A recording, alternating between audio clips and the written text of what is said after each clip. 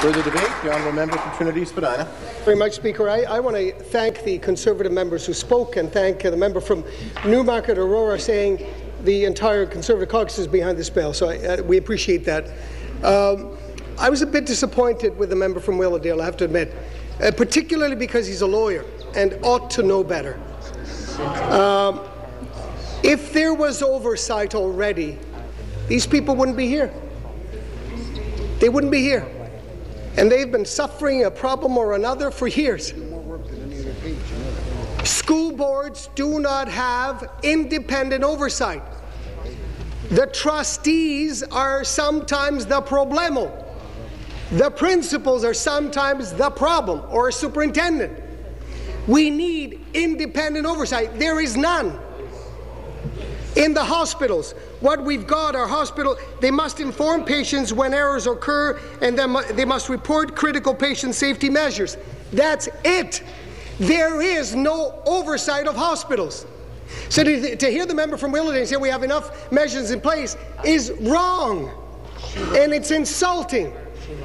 When we talk about long-term care facilities, we thought a revolution was coming with the former member, the member from Toronto, Danforth, Mr. Smitherman, Toronto Centre, and the revolution just never came.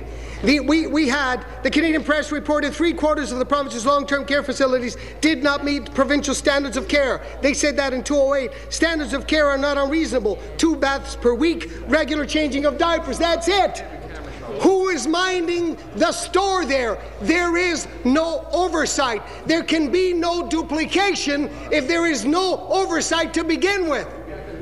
You understand that? And so it saddens me that the member from Willowdale stands up and says this is going to be duplication.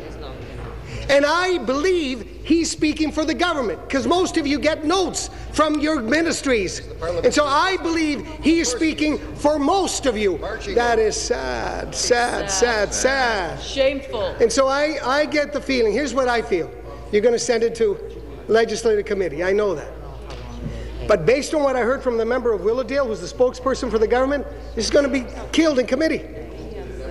And that's why I urge those of you who are here, you got to remind your provincial members, particularly if they're Liberal, that they got to do the right thing. They can't just pass it today. Once we send it to committee, it's got to be dealt with in this session. Thank you for coming.